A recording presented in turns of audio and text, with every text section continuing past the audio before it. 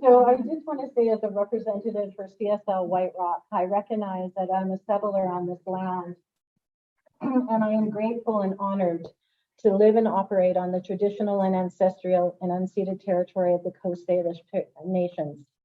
I want to thank the First Peoples who continue to live on these lands and care for them, along with the waters and all that is above and all that is below.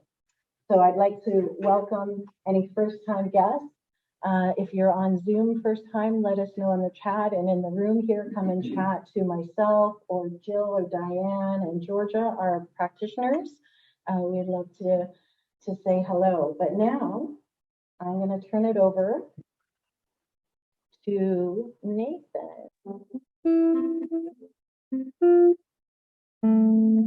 As long as the rivers flow, as long as the grass is green, as long as the children grow, salmon are going to swim upstream. Everybody wants to come home. We are all one spirit.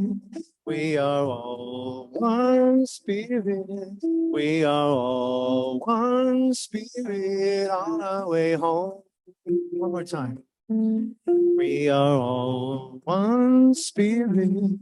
We are all one spirit.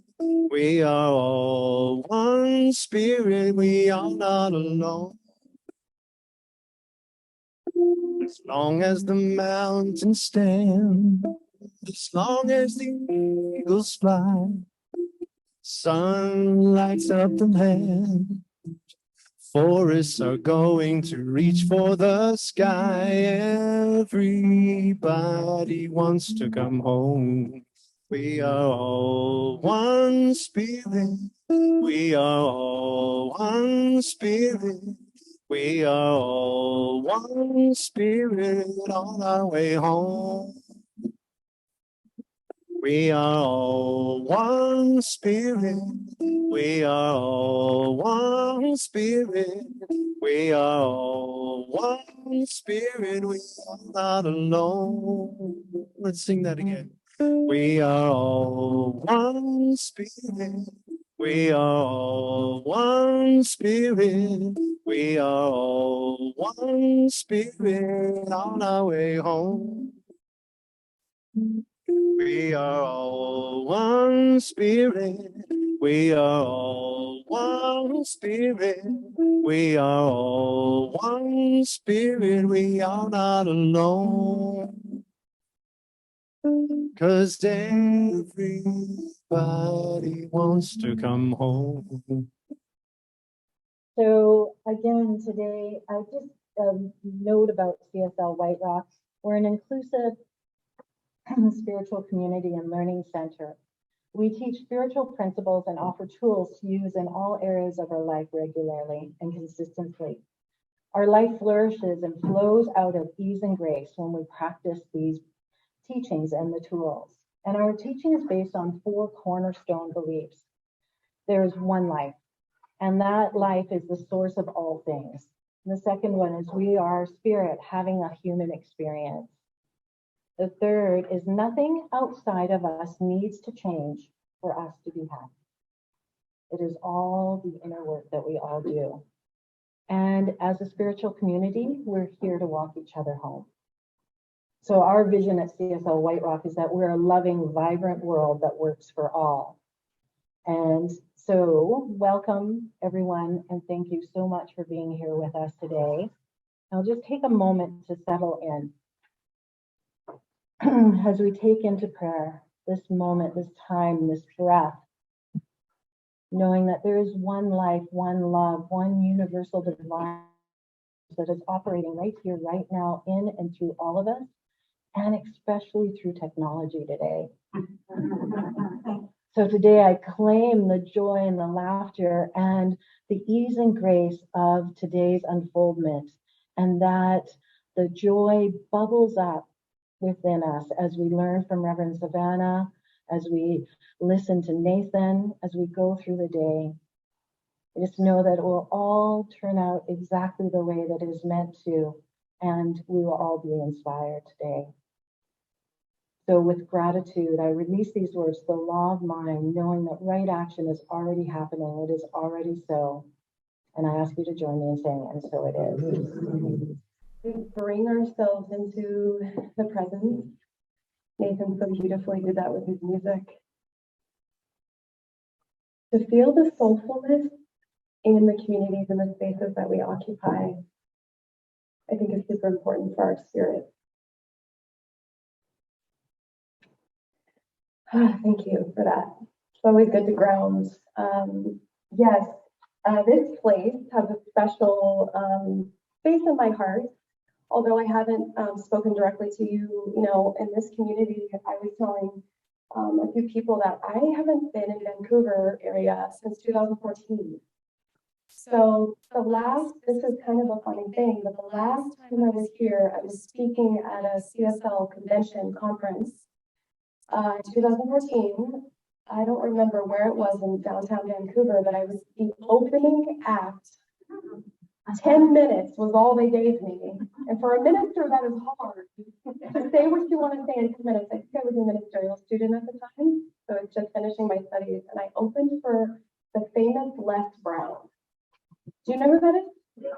If you don't know who that is, Les Brown used to be a radio DJ back in the 70s, and he used to have like the Jackson 5 and Diana Ross on his show. And then he did this motivational speaking thing where he'd have this hour-and-a-half gig. I don't know how he spoke for an hour and a half without boring people to death, but I got to open for him, and I had just returned from living in Egypt and Cairo, and I kind of had a little culture shock trying to reintegrate back into US, culture. And I just remember being so moved because I hadn't been on a stage for a really long time. There was like 400 to 500 people in the audience, and I was so scared. My knees were knocking off stage.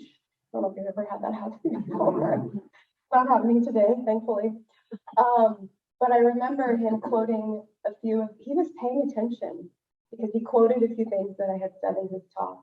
And if you can Google this, if you want to find the actual talk, you can just Google it. My name for the Vancouver Convention. I was not very seasoned back then. And so it's really beautiful to see where I've come 8 years later to being here with you all. And I said this on Zoom, that this community is one of those communities where it's this palpable, heartfelt feeling that you can feel on Zoom, but I now get to feel it even more so here. So thank you so much for having me. I'm super grateful, and I almost wore my cowboy boots because I am from West Texas, and I heard Canadians have the same for Texas. I don't know if that's true, but anyway, here I am, and today my talk is all about doing no harm. Doing no harm. So one of the metrics and guides that I've used in my life in terms of what it means to be a good human when it comes to co-inhabitating with other humans on the planet with their values and beliefs and lifestyle, diverse, cultural and political differences, the many walks of life that we encounter, I always ask myself these questions. And you might want to take notes, or you might not, you might remember it. But I offer you these 4 questions. Was I kind? Did I do my best? Am I forgiving? Have I owned my part and stayed on my side of the street? And am I doing no harm? These questions help me oftentimes in life with my decision making and with my own self-doubt when that fear creeps in, in my relationships, in my family, and in the world. And I was thinking about this in terms of the greater collective. So what I'm going to do is I'm going to bring us into the greater collective and the community aspect of this idea, but then I'm going to, of course, bring it into the individual. But how does this show up in our own lives? How many of you have heard of cancel culture? Kind of a big hot term right now, cancel culture. It's been on the rise in our culture and society now during and after the pandemic, and I would argue that the political climate with our former the US president formerly, the censoring of people, the fear mongering, the age-old tactics of using propaganda to instill worry and fear and separation. It created, I think, this energy and this environment of scarcity and lack and overwhelm and worry. And all of us are like, what is this? And how do we navigate it? And what do I do? And there's just so much of this fear. And initially, cancel culture was meant to hold those people in power accountable for their actions and their words. On social media, it became this really big thing. For people, it was like wrongdoing. Well, let's call them out. But now I feel what's happened is it's been misused and abused in a way to quiet, to shut down, to force people into silence, to control their platform, whether you're of this belief or that belief, because people don't agree. And I was thinking about this idea of how rampant this is in our culture. And this is an extreme idea and metaphor, but I just want you to think about it in terms of like the biblical sense of the time of Jesus. It's like, I liken it to the time of stoning, entertainment for people. We don't like this because X person said this wasn't okay. Let's just kill them, right? Let's just stone them, and public humiliation. I know for me, in my own circle of people, there isn't a person in my life that is not struggling right now with mental health. Struggling with depression, anxiety, worry, the unknown. I feel like every circle I'm in right now, people are talking about the unknown. Am I right about this? You have this feeling? Yeah. And it would be easy, I think, to lose ourselves, as many of us probably might have done during the pandemic, in a spiral of fear and worry. And yet our teaching, it aids us and it provides us with a method, a hope, this empowered view that reminds us that we have dominion over our thoughts. We have dominion even over conditions. And more importantly, we have the tools. So I look at the people in my life who may not have access to this teaching, or they do, they just don't know it. And I think about how they say, well, I need therapy or I need support. And the difference in those people and maybe me or those of you here and on Zoom is you have the tools. You actually have the tools right in front of you. And so what I've been experiencing is this constant realigning with the spiritual path of when I go down into the spiral of my own depths, I have to come back to what I know to be true deep in there. And so what I've been leaning into is being kind, forgiving myself and others, doing my best, owning my part. Am I doing harm to others? And what I specifically want to talk about in those 4 or 5 things is doing no harm. What does it mean to do no harm? When faced with a difficult conversation you have to have with someone or a situation, how do you show up lovingly, honestly, and boldly when you're faced with a disagreement with someone at work, in your family, in the world, how you think things should be? What does it mean to do no harm? I've been interviewing, so one of my other jobs is I was a date expert and a date coach for the popular app Match.com. So nobody has known that. But I'm also managing a team of 10 date experts right now, and I've been in the process of hiring. And one of the questions that I ask them, and I also ask clients when I'm working with them, is how do you address conflict? What do you think their answer is? I don't. What else? I avoid. You nailed it. And it always makes me kind of laugh to myself when I hear this, because that seems like the right answer. Like that is the right answer. I avoid conflict at all costs. I don't want to go there. But I want to take it deeper than that, because often I don't think it's the conflict itself that they're afraid of. It's the underbelly. It's the fear of speaking up. It's the fear of speaking out. It's the fear of rejection, of being canceled, of the humiliation. What if they're wrong? What if I embarrass myself? What if I'm humiliated? What if I'm ostracized? What if the conflict or the fracture you thought of it in that sense, or the disappointment or that challenge was merely information, what if it was a deeper calling maybe to lean into our discomfort, to really tune into our growing edge? I would much rather hear that answer of like, conflict is information.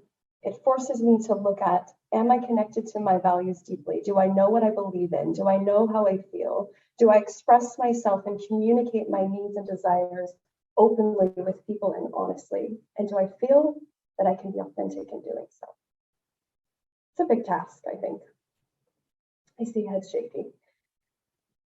The outcome, though, in practicing this could actually be everything that you want, with the intent of, am I kind? You're going to get this at the very end, I'm sure of it. Am I kind? Am I doing my best? Am I giving people the benefit of the doubt? Am I owning my part? Am I taking accountability? And am I doing no harm? I want my words and my actions and my thoughts to align with healthy ways of being. This is why the boundaries course that I'm doing this afternoon is so important. It is like the fundamental thing of every relationship we have. How do I express my need, my desires, my wants to someone else when we may disagree? And can that person meet that? How do I honor myself? How do I tell the truth? For a lot of people, I find, especially like in these interviews, people say what you want them, what they think you want to hear. It's difficult to tell the truth. But I think the more we practice telling the truth, again, setting boundaries with people, learning what that even means, the more we do it and confront those fears, then you start to see the reciprocal nature of how people honor and respect us. It's just the basics of worthiness. I can tell who the boundary people are and who the non-boundary people are. Can you? Maybe?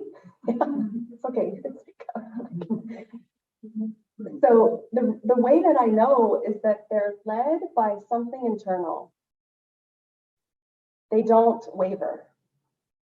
They're led by something within themselves. There's a knowing, there's an honoring of themselves so much that you can't help but honor them in their presence because you feel safe with them. Brene Brown was quoted as once saying that the most compassionate people in the world are the most boundary people. Why do you think that is? They know themselves. They know their worthiness. They know what they need and want. They know how to communicate those needs. I think that people who can't address conflict or discomfort oftentimes don't allow grace. And that was such a beautiful song to help me with this, because people who run from conflict and avoid it often don't allow grace because why? Well, we feel safe with people that we trust. And so therefore, we sometimes, I think, find ourselves in sinking sand and on this ground is moving, but we're not grounded. Imagine what this could do if we could speak the truth always in our families and our relationships, but what would that look like in organizations and communities? When we don't have clear boundaries or agreements, shared values, we distrust. One of the things that I'm bringing into this date coaching realm for this billion-dollar company that they've probably never seen before in corporate America is mindfulness. So every Thursday with my team, I have a huddle with them and we go into meditative practice. And for many of them, this is such a new experience. They have no idea that I'm like bringing new thought principles into every single interaction, and they have no idea what's going on, but they know this feels good. Could we do more of that? I had one coach say to me recently, she said, Savannah, I've never seen conscious leadership like this before in any workplace I've ever been in. And the way that I structured it, and of course, I didn't ask for permission, and I didn't tiptoe either. Just spoke the truth. And I came into the group and I said, I want to have shared agreements on my team. And the question I ask every single coach that I hire is, what is it that makes you feel safe to be authentically you in a group? And they're like, what? No one's ever asked me that. I don't know if I've ever felt safe in my life let alone how to express it in a group such as this, right? But what it's done is it's created a vulnerability and a trust there, which is what I think it would be really helpful in most communities, right? If we could have those hard conversations, if we could address conflict head on. Then there is the doing no harm to the self, which to me is like the biggest one, because it all starts here, right? How many of you would say that you're harder on yourself than others? I think everybody in the room is probably more self-critical than we are on others. Instead of allowing grace and self-forgiveness, we judge, we dishonor, we attack, we get down on ourselves, we abandon ourselves for other people, we put someone else's needs before our own to uphold some status quo, to make ourselves believe that if we do more, my doing this, then I will be worthy and good enough. High functioning codependency right here. Again, this is what I'll be addressing this afternoon. We abandon ourselves to not have to face that separation, that rejection, that betrayal. And yet the self-abandoning is the thing that creates that which we don't want. So we reject the self and we betray our own selves. Maybe you had a tough parenting moment.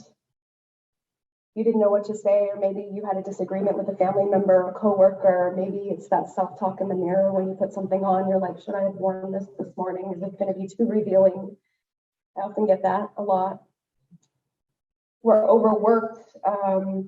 It could be that we've learned to cope with eating unhealthily, overfunctioning, controlling, acquiescing, making sure that everything is perfect for our company and the world around us, trying to decide which decision to make. And it is so exhausting. It's exhausting. If I just get all of these things together, then I'll be happy. I hear that all the time, right? If I do this, this, and this, then I will be happy. If I can get this group of people to act this way, if I could just get into therapy, then things would be good and I'll be happy. How do we break those cycles? How do we get clear on communicating our needs and desires with others? Again, that's part of today's workshop. I'm pushing it because it's so good. It's so good. So where do we allow grace? Our teaching allows grace, I think, because it says that no matter what's happened before in your life, no matter what has happened yesterday or today, you can always start fresh right now. Like forgiving yourself of what happened in the past, we can always start anew. The third thing that I think is important for us to look at is doing no harm in community. And that has to do with us here, right here, and in the world community. How do we do no harm in a world that is so uncertain and frantic? Where does community play a role? Well, the uncertainty I think we continue to experience, our work isn't actually to change the world out there. I think that's what we get sucked into, to wait for the perfect soil to exist or the perfect situation to look a certain way before we're happy and we make the move. You've often probably heard it said that you take the leap anyway, even when you trust that the net will appear, right? We want to prepare the soil. In New Thought terms, we would say we want to prepare our consciousness. And we do that by shaping and refining our consciousness. So we work with the raw materials that we have. What are those raw materials? Well, they are the losses, the disappointments, the challenges, the turns. They are the new beginnings. It is the rebuilding. And it's understanding what it means to be human and therefore alive. That's what I call the raw materials. It's also using these experiences to guide us into the deeper questions and the mysteries of life that allow us to be more convicted, more faithful, more awake, more self-honoring. For this group, I know I've shared before in my past talks about the last few years of my own life and how I've been through a lot of loss, a lot of death, a job loss, running out of money, going broke, having to rebuild my whole life, my business soaring and then just crashing and thinking, well, what is my purpose? Why am I doing this? What is this all about? I mean, yes, it all happens to all of us, But what it did was it humbled me. It's like that stone that you polish, right? I'm like a polished stone now. And it was one of those things that I had to just move through it and allow grace to carry me and remember that everything can be made okay. Do you remember a few talks ago, I said to the group, can you just try to make everything okay? You remember it? Regardless of the conditions, regardless of what you're going through, can you just try to make it okay? And the person who said that to me was Reverend Edward Yoon, our spiritual leader of this whole organization. I had a meeting with him and I was really struggling. And he said, gosh, you've really fallen into the new thought shame trap. And he's like, do you know how many ministers have this? We all have it. The new thought shame trap. Like, well, I should know how to do this because I'm a minister and I should know how to pray it out and pray it away and do my affirmations and call my prayer partner. And he said, could you just make it okay that you don't know? Could you just make it okay to not be okay? There's this podcast that I follow that I highly, highly recommend if you are into that. It's called On Being. You heard of it? On Being. And in it, the woman who leads it, she speaks of a man by the name of John Paul Lederach.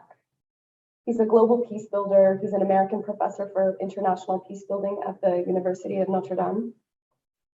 And he has this theory that I want to share with you called critical yeast. It is the critical yeast theory. He said this, when we think about how change happens naturally in society, we tell the story of those stories that critical mass arises. It's where we see like the protests and the bodies in the street, like the Arab Spring, the protests. And what he's seen in many kind of conflict leading to over decades and years, he says there is this critical yeast. And he defines this as small groups of people in unlikely combinations in a new quality of relationship. He says that it is the critical yeast, these individuals who are there in the society after the upheaval of the critical mass who turn what has been upended into long-term transformation. I think about this in my own life because I was in Egypt during the Arab Spring, during the revolution. And I remember I was there right after the aftermath of it, of people not knowing what to do next. It's another way that we can talk about this generative narrative of our time and why this matters. You could call it what they refer to as fermenting a quiet before, even amidst a very frantic, hyper reactive, noisy world. And so the invitation for us is to become critical yeast, to trust in something like this in the world that emphasizes something so huge. So here's the exercise, and you might just ponder this for a moment or write it down. The exercise is this. What might it mean, or what does it mean for you to be critical yeast in your world of friendship, of work, of kinship, of community? It's where we get to live in the question. Are you part of the yeasty small groups of people in unlikely combinations and a new quality of relationship? And what that does is it asks us to look at the yeast that we are cultivating, our gifts, our skills, how we show up in the world individually, and of course, those 5 questions that I asked you earlier today. But from the macro level, here's what John Lederach says. He says, to bring together spaces that create sufficient curiosity that people can listen differently. We don't have many of those. The powers of polarization are to create frozen narratives that have no space for the other. And those powers of polarization have become quite dynamic within our wider social and political context. We need surprises and surprising people. And that is what the notion of the critical yeast, the smallest ingredient in bread making that has the capacity to make everything else grow. It's not the quantity, it was the quality of how it got mixed into the mass that made a difference to the growth. I found that so inspiring to help make sense of, well, what do we do now with all that we've been through? Margaret Mead, you probably are familiar with her, she said that there are in human society what she calls evolutionary clusters of small groups of people who become more purposive, conscious, and responsible. She's quoted to have said, "Never doubt a small group of committed people can change the world." In fact, that's the only way that it could have ever happened. So this, to me, really calls us to doing our own work. And that is brave work. And in order to harness that, I believe that we have to really focus on our inner life. It's this essential knowing of ourselves. It's the lifelong journey. It's looking at how we respond, how we evaluate, how we allow, how we become. Do we give ourselves grace? Do I communicate my needs and my desires openly in a way that creates connection and safety with other people? Do I take responsibility for my side of the street when I might be out of alignment with my words and actions? We do all of this in the meantime, and as we move from one paradigm to the next, I want to read a poem for you from David White. I love him. He wrote a poem called "Everything is Waiting for You." You might close your eyes if that feels comfortable for you. Your great mistake is to act the drama as if you were alone, as if life were a progressive and cunning crime with no witness to the tiny hidden transgressions. To feel abandoned is to deny the intimacy of your surroundings. Surely even you at times have felt the grand array, the swelling presence and the chorus crowding out your solo voice. You must note the way the soap dish enables you, or the window latch grants you freedom. Alertness is the hidden discipline of familiarity. The stairs are your mentor of things to come. The doors have always been there to frighten you and invite you, and the tiny speaker in the phone is your dream ladder to divinity. Put down the weight of your aloneness and ease into the conversation. The kettle is singing even as it pours you a drink. The cooking pots have left their arrogant aloofness and seen the good in you at last.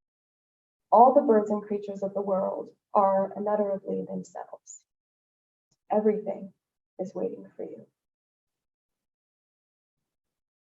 So what I want you to take from this talk, if you take anything, are those 5 things.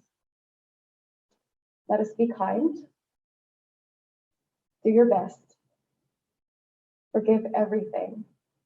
Own your part. Do no harm. Everything is waiting for you. So let us just go within for a prayer now. Just taking that holy breath. We connect to the power and the presence of life, the wisdom, the grace, the beauty, the joy. That one power and presence that is the essence of everything. It is the activity of pure spirit, of pure love. For I know that love is the greatest power there is. And that love is living and breathing and moving as each and every one of us here. So as the snow continues to fall, we give thanks for what nature does, for we know that we are intricately connected to everything at all times. And so as I know this to be the truth for all of us, I just affirm and know that we are good and kind and gentle and graceful to ourselves. That whatever we're experiencing in the world of effect, there is that human balm, there is something more magnificent that wants to come forward. There is information there. There is especially grace there.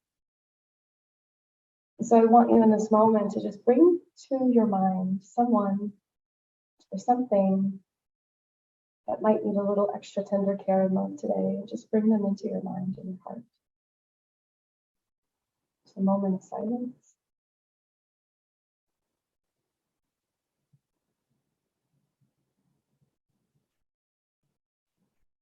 Just knowing the healing presence of life, of this infinite intelligence guides and directs. It heals all feelings of separateness and fear. And so for this and the more, I give gratitude. I give so much gratitude for the ways in which we learn and grow and transform and heal, the ways in which this community comes together to share the good, to share our love, to share our kindness with one another in the world. And so for that, I give thanks. I let it be. Together, let us say Ashe. Namaste.